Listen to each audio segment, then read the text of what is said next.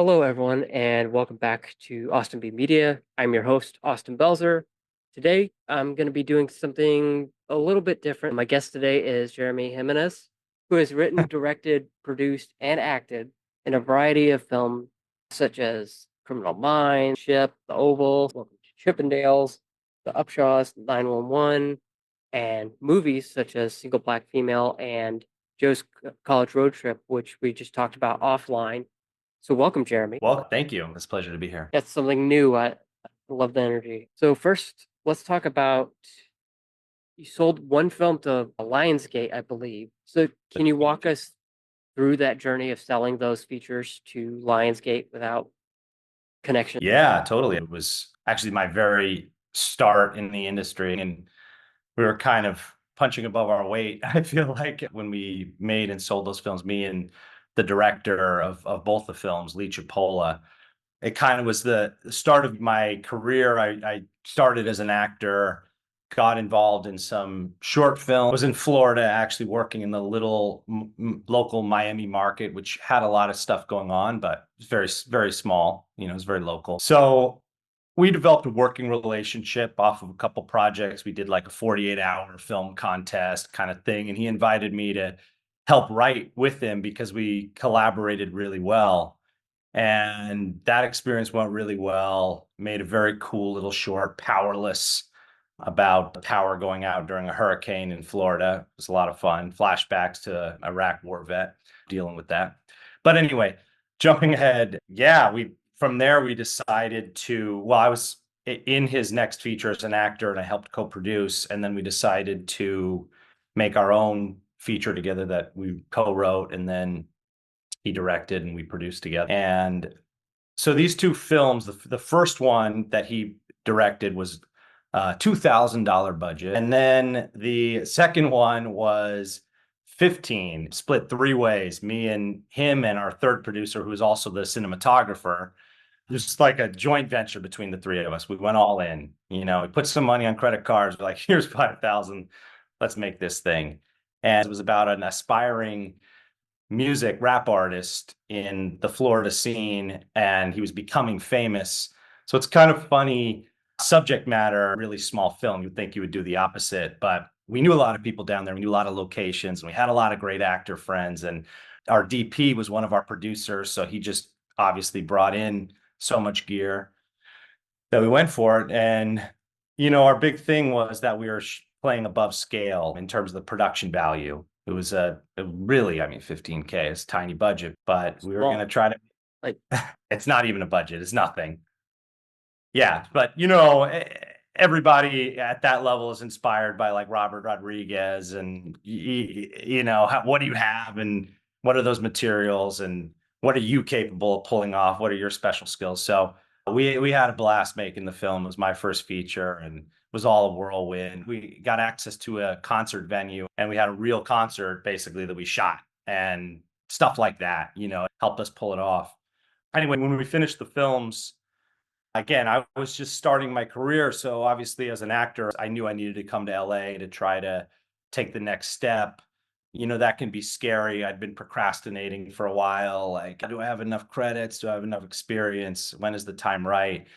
But these two films were finished and nobody was going to sell them unless somebody stepped up, especially at that time. It was less online. This is years ago. You want to be pounding the pavement, so to speak. So I moved to LA, had these two films, and then trying to get established here and get used to the terrain as an actor and just get my life going. I was basically just hitting up every producer's rep, every acquisitioner, just off of like the manual, looking up the books, who these people are, and cold calling and learning. I mean, I didn't know anything. I didn't have any mentor. I had no mentors in the industry, and I had no background, no friends, nothing, but I didn't know any better. So it was also the kind of like the power of ignorance, I had nothing to lose. So I just was calling people, and we ended up finding Seth Kate, was producer's rep, and he'd been at it very successfully for many years, and he had a lot of built-in contacts at a lot of these places, but particularly Lionsgate.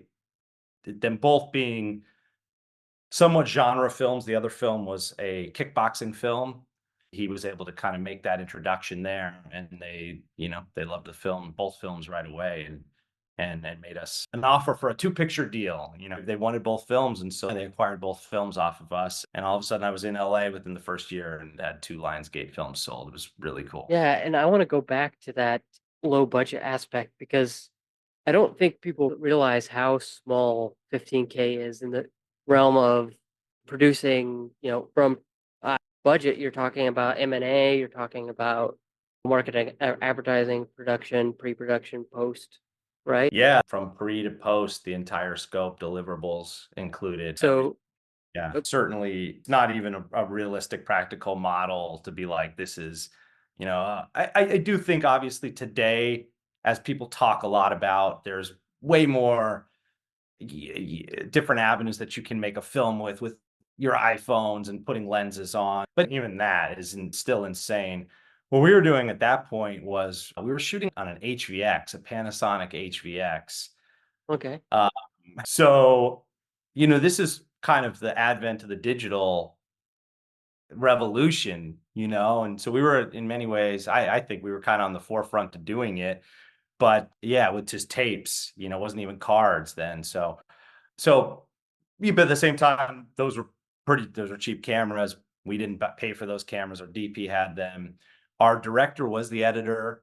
He handled all of post. I mean, he did yeoman's work. He did it. What he did for that film was really, really special. I mean, I really admire what he pulled off and the stress he endured, especially in deliverables when he wanted us to help with a lot of things, but he had all the assets essentially, and so was responsible for doing all that. But I guess what I'm saying is a lot of the ways around it were that we were able to pull off so many of the positions with one person, with three people, but covering all different parts of it. And then also, like I was kind of alluding to before, our DP had been working in Miami for many years at that point, but he had never DP'd a feature. So he was looking for that opportunity to showcase something for himself, to step up. He had a ton of favors that were ready to be pulled, but he hadn't pulled any of them because he wanted to save them for the right project. He loved our script. That's where I'll give ourselves credit, is that he really wanted to make this film because he really believed in it. And he was willing to give all those favors to us because he thought it deserved it. But also, he wanted to do it for himself. He actually sort of pushed us to make the film because there was a point about a month or two before we started making it that me and the director were, you go to these meetings with different people, line producers, UPMs, even when you go to investors, and all of a sudden you're getting all this information off of what you're trying to pull off and the reality of filmmaking, and them telling you that it's unattainable. So we had started pushing back, like, maybe let's push back. Let's try to get a real budget, yada, yada, yada.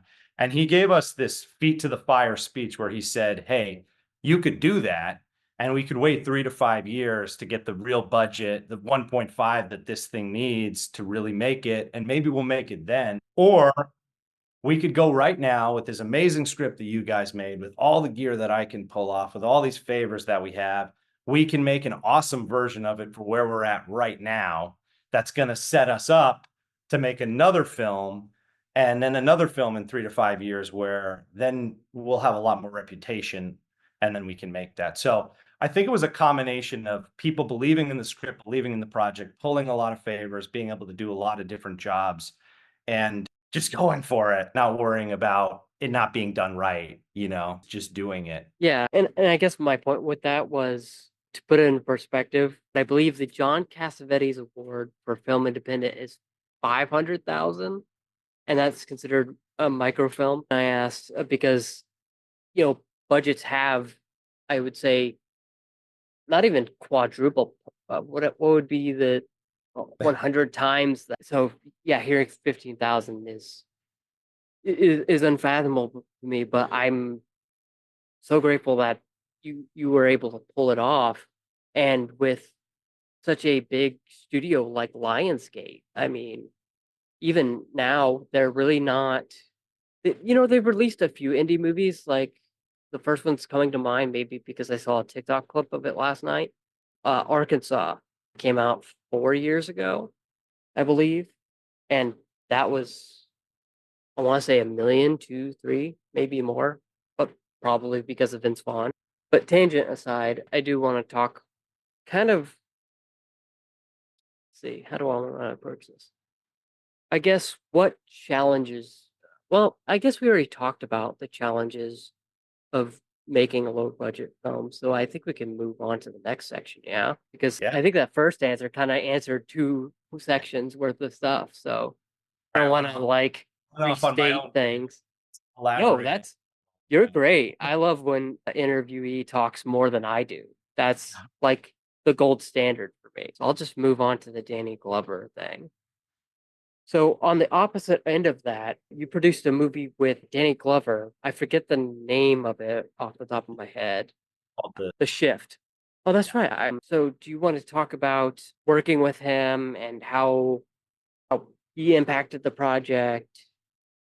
Yeah, total. Just to set it up, that was a film where just kind of continuing with like the ethos of what I've done, the projects that have come up have been with people that I know really personally most of the time, have worked with maybe in other capacities, and organically kind of built stories from that. The writer and lead actor star of this was Leo Oliva. He was a great friend of mine, and we went to 2 years of acting school together at Meisner. So we'd really been through the crucible of some really intense work where a lot of personal stuff comes up because that's what you're working through. And in doing that, we'd end up having a lot of deep life talks and gotten to know each other on a deeper level. And that's story material. And particularly with him, he was an ER nurse. So he was burning the candle at both ends because he would work the night shift, work all through the night in the ER in these life or death situations, really primal stuff that he's dealing with all the time. And then he'd come to class the next day, and we had to rehearse 3 hours every single day. We were required to between class. So he'd finish up his shift, he'd go straight to a rehearsal, and he'd come to class. And he just had this, he was a very willful person, just had a lot of spirit and a lot of drive and a lot of heart. He dealt with a lot and he had a lot to share. And so he wanted to make things. He was driven to make things as well. And I obviously had made already the films, Lionsgate films by then, and I wanted to make more stuff. And so we started talking about how this is a movie story, what his life experience was as an ER nurse, and a topic that he was really passionate about was end of life care. And he just would see so many patients that were suffering and really didn't want to go on. And he was navigating that philosophical issue every single day about what is right, letting these people go or making them suffer. And do you have the right to pull the plug and all of that? And we just thought that that was a really worthy topic of exploration for a film. So we ended up developing this story called The Shift, that essentially takes place, in somewhat real time over the course of one night in the ER. And the nurse, it's from the point of view of the nurse rather than the doctor or the patient this time, and him dealing with patients who are at end of life care. And then, somebody really special to him comes in that starts to bring up a lot of the stories from his own life that he hasn't dealt with as well. So it was a really poignant story and a really important message film. And again, we were doing this on a very minimal budget as well. Not quite as minimal as Know Thy Enemy, but we were around 50,000, I think, at the start of it. It might have gone up from there a bit, but it was a low budget thing. And so we were working, but one of the assets that we had was we were in an acting school together, and we essentially had a built-in ensemble. And it was kind of an ensemble piece besides the nurse being the lead, because you're in a staff, you're in a hospital with nurses and stuff. And so that really, really helped us a lot. And we wanted to make it raw and real. And we were able to work with the people that we knew who allowed us to get rid of a lot of the acting for it. So that was great. And it was an amazing basis for it. We were really going for this kind of neo-realism style. We were really into that at the time, that you felt like you were just there.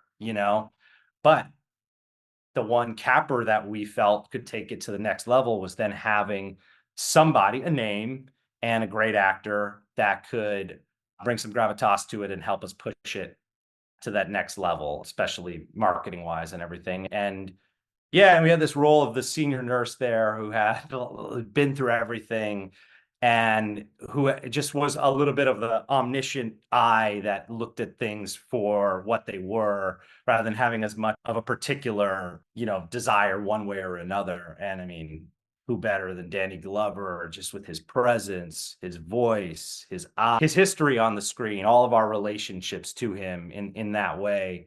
It was really incredible to end up getting him. And again, that was one where we went through his representation and we were able to get the script to him. I think the script really drew him in at being an important movie for him, especially at that time. I know he was going through some personal things that I think he really related to it. And we were able to get him in. That was one of my first times working on set with a legendary actor. So there was two things that I'll remember about it. One is just you feel a different sense of pressure and insecurity around them because they've seen it all, Sure. and you're judging yourself against the people that have directed or produced them. And you're like, what's this guy thinking of me right now? You want to try to treat them with as much respect as possible and make the set really professional. And so you're on your P's and Q's. You also, like with anybody, any powerful person, if you treat them like with kid gloves, you're going to be being superficial to them. So you want to connect. And it was a challenge, but it was awesome to get that experience. And then watching him yeah, I mean, the biggest thing I can always say is just when he was actually acting and you would look at the monitor, a lot of times you'd look at him and then you'd look to the monitor and you'd feel like he was just not doing anything. He's just kind of sitting there. And then you'd watch the monitor, all these thoughts are coming out, all this behavior, all this well, the reality is the real life, he's a great actor. And Yeah. so he wasn't acting and it was amazing, and it was a great lesson for me, both as an actor and a director, to see how little you kind of need to do as an actor if you're really steeped in what you're doing and that the performance is there. I feel like he leveled up that film many times, both in terms of influencing us to be very professional when he was around, but then also just the performance that he brought to it. I felt like he upped the games of all the other actors around us too. Yeah, and to key in on two things you talked about, I was doing some research while you were talking, and I was like, well, that came out in 2013, if I'm not mistaken. The Shift came out in 2013, which I feel like was kind of the start of the, I don't want to call it the indie movie renaissance because that kind of seems disingenuous, but that was the start of when you started to see people like, not Joaquin Phoenix, Adrian Brody, Detachment, um, big stars coming to these indie movies and really just saying, I want to do these smaller movies. Well, yeah, I mean, Marvel obviously started kicking off probably, I mean, a couple years before that, but in earnest sometime around then, right? So we start getting a lot more diversified set of feature. I mean, let's face it, a lot more smaller budgeted features and indie features. So I think that you start to get a little bit of a bifurcation of the big actors doing those huge films and then playing in the more indie water. I just think that's kind of, I don't know. I thought that was interesting. Let's talk about some of your other projects. I know you just released a movie with Tyler Perry, one of his first, what, six Netflix movies on his output deal, Joe's College Road Trip. Yep. So can you talk about what that was like working with Tyler Perry and acting in that? Yeah, I'd love to. This is my second time working with Tyler Perry. I was in his show, The Oval. I had a 4 episode run a couple years ago, and that was a lot of fun. He works incredibly fast. We were in and out. I mean, that's going to be the case for everybody, but it all kind of happened in a blur. And I was a lawyer, in the White House. The show's The Oval. But it was great to start with that. And what was cool with this one, like you said, he has a new deal with Netflix, I believe, for 6 or 8 films. I'm not sure how many. I think this is the first one under that moniker that's coming out. So it was fun to be on the first wave of a new deal.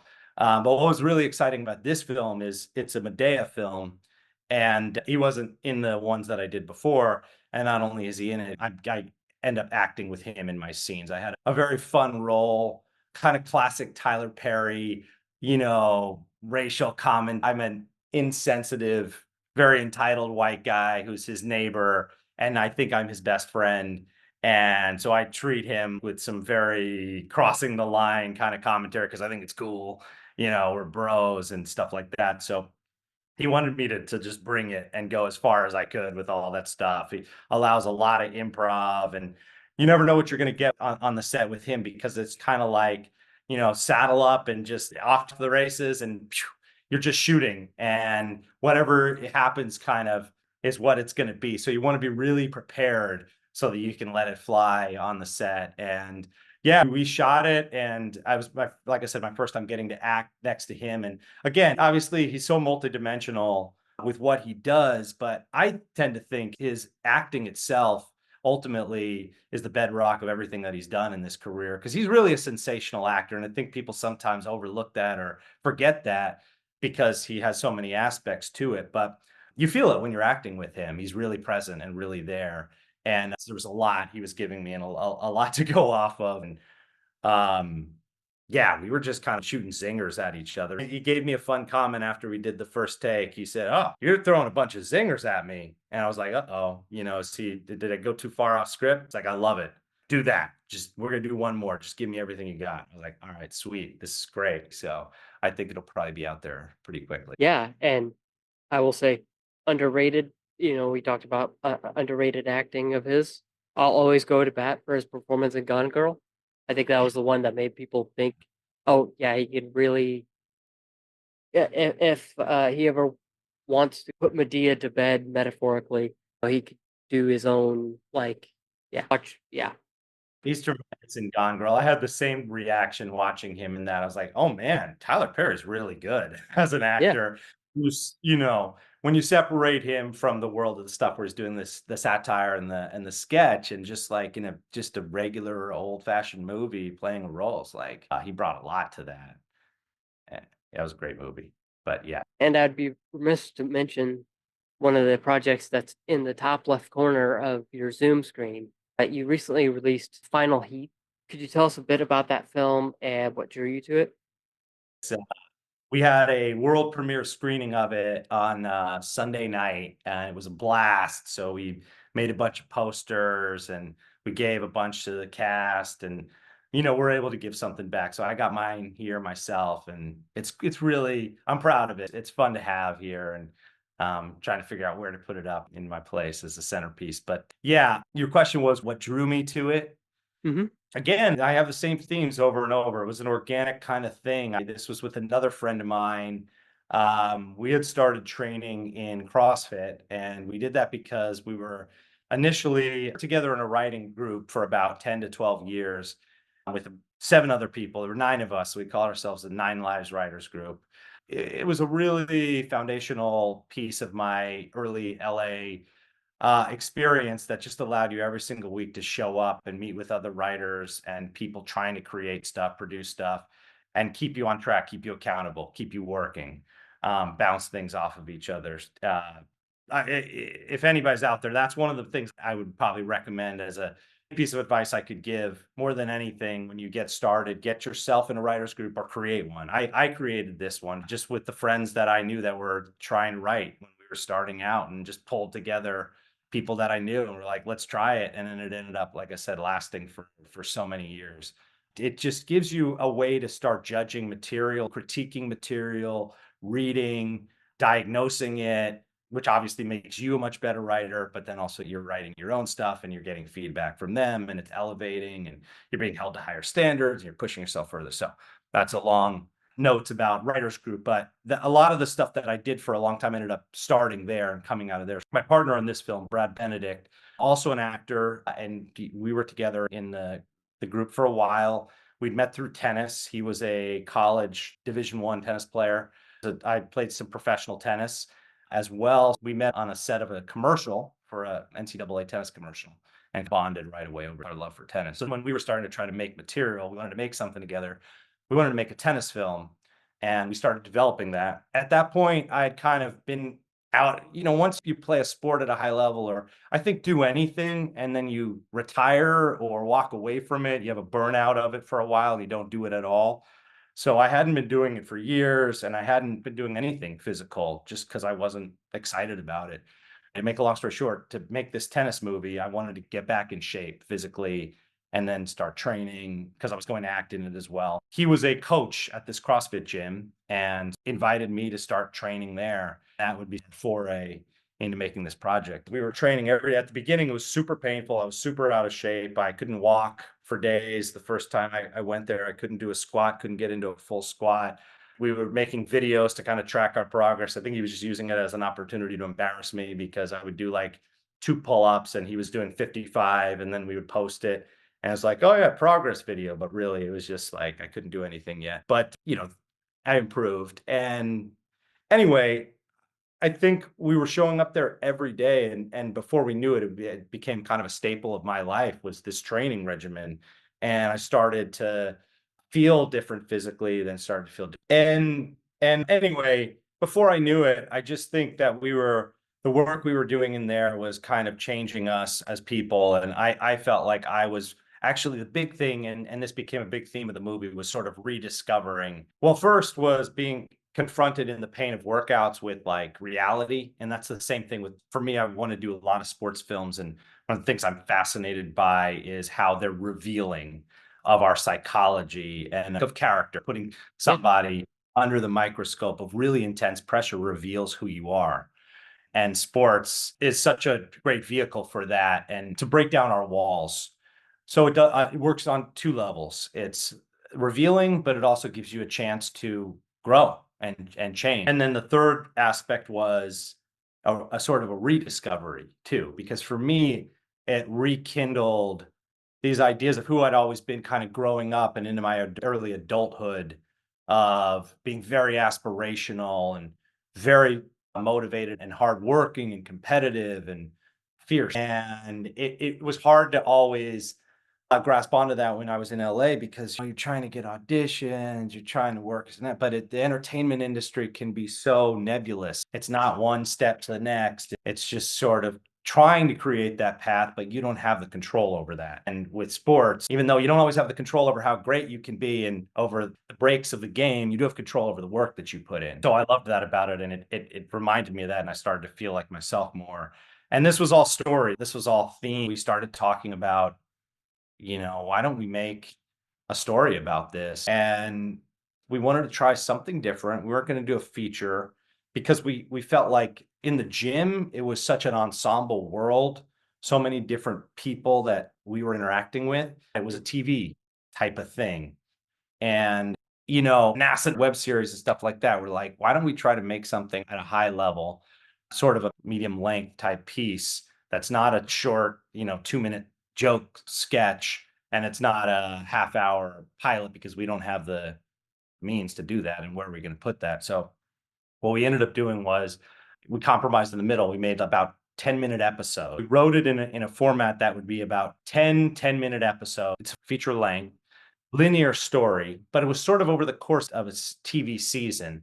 And so we were doing these sort of big jumps in time as the team trains. It's set around this CrossFit, this husband and wife couple. Their gym is kind of going under. They don't have the means to keep it going. So they try to put together a team to take to the games to win the cash prize to keep their gym afloat. And it's the ensemble of the team that we follow for the year. So we're doing these big kind of forward leaps in time throughout these seasons, but we had these 10-minute increment blocks of a linear story. And so that was kind of how we were a little bit looking to circumvent the problem of telling a big story that we were excited to tell with very small means and small funding. To fund it, we did crowdfunding, we did Indiegogo, which accounted for most of our budget. But anyway, when we finished it, we looked back and realized that the whole storyline was one story. It was a self-contained movie. So I re-edited it as a movie. But that was what I wanted to tell and how I got started in this film was just being in it and training with him and realizing that there's a lot that I'm going through that I want to express story-wise through this. Yeah, and I think that's the perfect use of the series where I think a lot of times I'll look at a series like I'll just use I guess we're bagging on Disney today, but like their Disney Plus originals feel like one big movie edited into a series rather the story of a movie told through a series. if that makes sense. For prime example, Ahsoka, I feel like that could have been a nice, tight 90-minute movie, but now it's like a 6 hour epic Star Wars show that could have had half of it cut out of it, right? And they're That's more event. Go ahead. no, no, I haven't seen it. So I can't comment on that one, but that's interesting. I mean, I know they have so much, you hate to use the word content, but they have so Yeah. much that they make, right? Fill up their coffer. Yeah. But yeah, I just wanted to comment that telling multiple stories is kind of my favorite type of TV, the utilization of TV, because I think it's utilizing the format well. I'll see docuseries. The most egregious example is the new Steve Martin docuseries, where I got a screener for it and I was like, oh, cool, I can't wait to cover it. And then it was like a two-parter docuseries. I was like, oh, I don't know about this. It wasn't Kept really, episodes an hour. Yeah. I'm like, yeah. just make that a movie at that point. 10-minute episodes that gels much more for me, format wise. Because It, yeah, it was an interesting thing for us. I backdoored my way into this because it wasn't intentional. So I'm lucky. I don't want to take the credit for it, but sure. because they were self-contained 10-minute pieces, each one is a little plot turn. Each one has a built-in tension and a rise and the stakes. And so it was kind of like, I know Charles Dickens used to write his novels this way in little pieces and then throw them together. But I realized that I fell into a way here of sustaining tension over and over and over again throughout a movie. And it was really cool to see how it just kept rising and falling, but still building towards something bigger. Story. Yeah, beyond Final Heat, I know you have several projects in the pipeline, like Full Tilt Boogie, Ava, and Psychic School. Share a bit about those projects and what audiences can expect from each of these. Absolutely. I'll start with Ava because we just shot on that, about 2 or 3 weeks ago. Yeah, it's really fresh and I'm really excited about it. It's my manager who's also producing now, and he was our producer's rep for Final Heat. He's producing this movie and he's directing it with Greg Beckers, and he's producing it with Zach Kep as the director. It's his second film, and he did Willowbrook, which was I think a Gravitas film, and this Yeah, is his second venture. And yeah, really, really talented director, kind of inventive, wild ideas, very meta. His lens is very cinematic. It's movies about movies. This one has a very Sunset Boulevard kind of feel, kind of what's the one from the 40s, 50s? Geez, I'm blanking on the name of the film, but another classic that's about an actress and her protege taking over for her. You would know. okay. It's got that really exciting classic cinema feel. And yeah, it was shot beautiful. It takes place at one location. It's at a mansion in the Hollywood Hills where a very established star actress trying to get her baby movie done, her dream project done, and her assistant, who we come to find out is really, manages her whole life and career and is kind of a really talented aspiring producer, wants to be a producer, but her actress hasn't given her rein to take that step up. They try to do a sort of live presentation of the film over the course of a night. And it's adapted around a book that takes place at a circus. So they essentially bring the circus to this house, and they bring investors there, and they bring their big producer, who's played by Michael Madsen, who was awesome and very cool to work with, to this house, and the night becomes a freaking circus, and it's got that a little bit of feel like the square as well, like a live, you don't know what's real, what's not real. These actors that are circus performers, are they really circus performers, are they in character?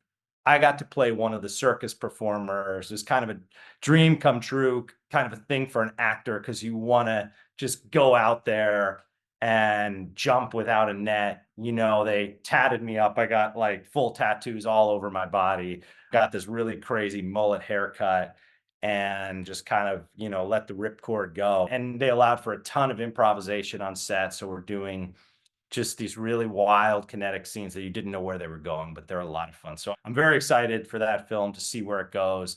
It's going to look beautiful. It's going to be really original, and it's going to harken back to some classic cinema. So I would really look out for it if you like indie film and if you like meta type movies. It'll be exciting. They're just starting post. So, I don't know when they'll be done, but hopefully by next year sometime it'll be out there. True classic indie type film. Boogie was a pilot I did late last year. We're playing on the festival circuit right now. It's very cool. It's another wild role. This is the same theme here. I played it.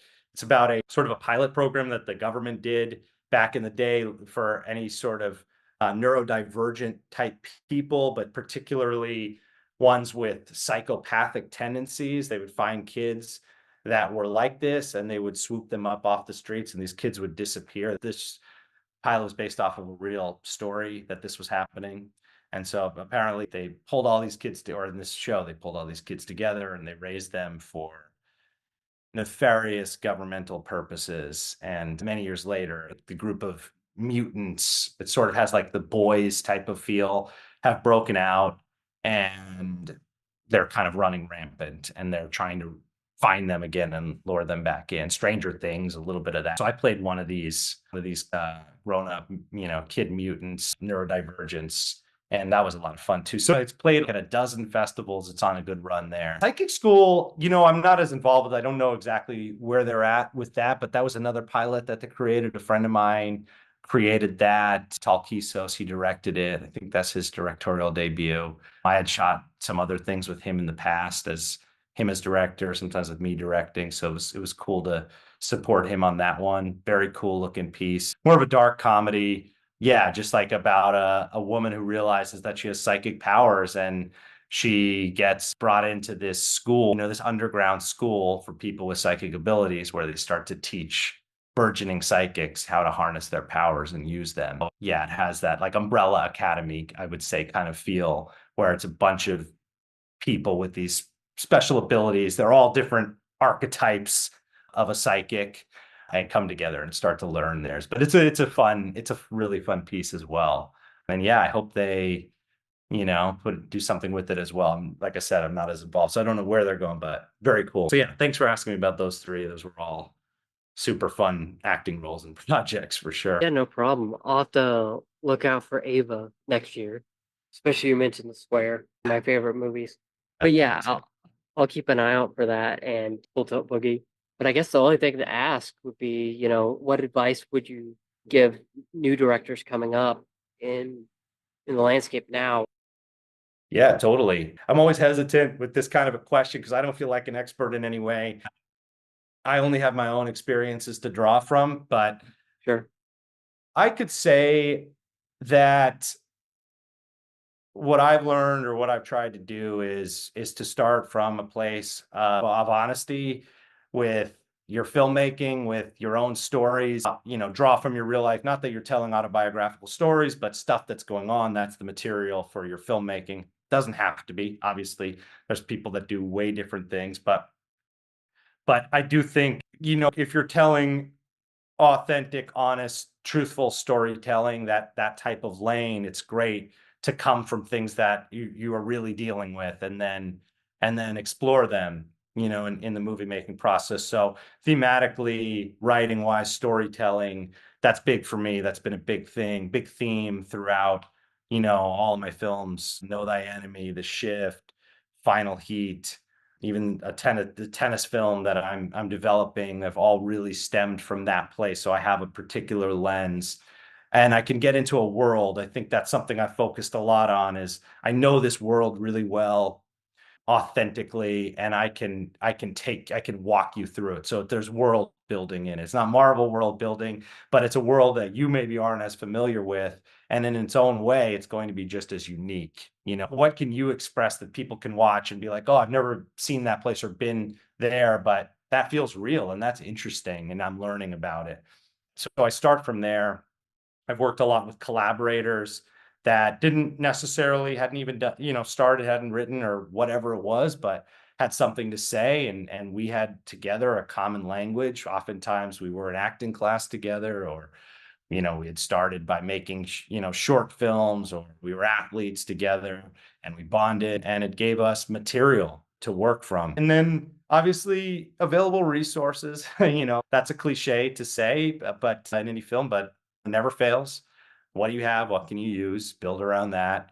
I think everything I've ever done has massively had one primary location. Final Heat had a CrossFit gym that we were training at that was a big spur to go make the thing because we knew we could shoot 80% of the film there. The shift, we had a hospital. So these things are really, really important. And I think the big thing that I believe in is that you can do it by for now, because I think it's better to do something than to wait, with some exceptions. If you have an opportunity to get something huge, go ahead and do what you can while you can do it for now. And then you can do something again later and you can do something bigger. Even with Final Heat right now, I've been sitting on it for a while because we made it years ago. And then this whole process of turning it from a web series into a movie, I hadn't expected to do. And then I didn't have necessarily ambitions to sell it and to distribute it. But my very valuable, great friend and manager, Greg, looked at it and said, "Hey, what's going on with this thing? This is awesome as a movie. Why don't we try to sell it?" And I was hesitant at first because I felt like it was an older piece and it wasn't a reflection of where I was at the time. But then I came around on the same idea that you made a film and of what I was doing at the time that I was making it, which is what all art is. It's an encapsulation of that period of time. And it'd be better to finish it out, put it out there, and have a movie film that I'm very proud of. And I've gotten more and more proud of now that it's out there and I'm rewatching it. But that was just my own ego talking, like I'm much further advanced, that it's going to set you up better for the next thing that you do. So just do what you can while you can do it, get it out there, and then make something else and make something bigger, and you're going to have more resources to do it. So those are the things that I've learned and kind of use as my MO. And get in a writer's group. Like I said before, every day, every week, it gives you that foundation to come back to draw from. Yeah, I'll echo that sentiment for anyone creatively too, because I know having my community, whether it's online or local, is been a huge help over the last 4 years. If it's just talking to one of my critics groups, we've got a group chat going and we can talk about, hey, did you get that screener? Did you get that screener? Publicist for this? Who's the publicist for that? Even stuff like that, even like a group chat is massively helpful. Getting, interviews scheduled on my side, stuff like that. So yeah, if you can find a community, whether that be a writing group or any kind of like-minded individuals, I highly recommend it. If you're doing, yeah, just build a community would be my advice. And then maybe you get to hear things from people and you get those opportunities that you want. Maybe not like the big triple dollar sign opportunities, but maybe the $1 sign, that'll get you to the double dollar sign and so on and so forth. But Lonely. It's lonely working as a creative. It can be. So it's healthy to have other yeah, people in your life, both for your work and for yeah, especially as I go into Tribeca, it's been a huge help to have people to talk to about stuff I'm struggling with and stuff like that. Yeah, find yourself a community, even if you're really not a creative. Even if you're just like need friends, that have people to talk to. Said Jeremy, I want to thank you so much for taking an hour out of your day to sit down and talk with me virtually about your career and your career and everything that's gone on from start to, well, not finish, but to current day. got a lot more coming up, hopefully. Yeah, yeah. From your IMDb, you're pretty busy, so I think people have got a lot more to look forward to. With that said, if you're listening or watching, yeah, I'll have. Let's see. Let me try to do. Yeah, but thank you for watching or listening. If you enjoyed this, let me know in the comments or wherever below. Decide wherever YouTube or whatever platform you're experiencing this on, let you write a little box, do it there. But you can follow me on social media at Austin B Media on Blue Sky, Facebook, Instagram, Mastodon, and Threads. It's a letterbox. I'm on there as Austin B Movies. Where can people find you on social media, Jeremy? Well, they can find the film that we have out right now on Instagram at Final Heat Movie. And that has a lot of the information about where you can find the film. The film is on Amazon right now, Apple TV. You can get streamers, but particularly Amazon and Apple TV. Final Heat is the name of it again. And me personally, my Instagram is, which is pretty much the only social I use, is Jeremy Gimz. Jeremy Gimz. And yeah, I'm on there. So please check out the film and you can find us on there. Nice. I'll have links to all the films we talked about today in the description, wherever that is. Click those links, watch them, whether that's rent or buy. So, yeah, thank you again, Jeremy. Thank you so much, Austin.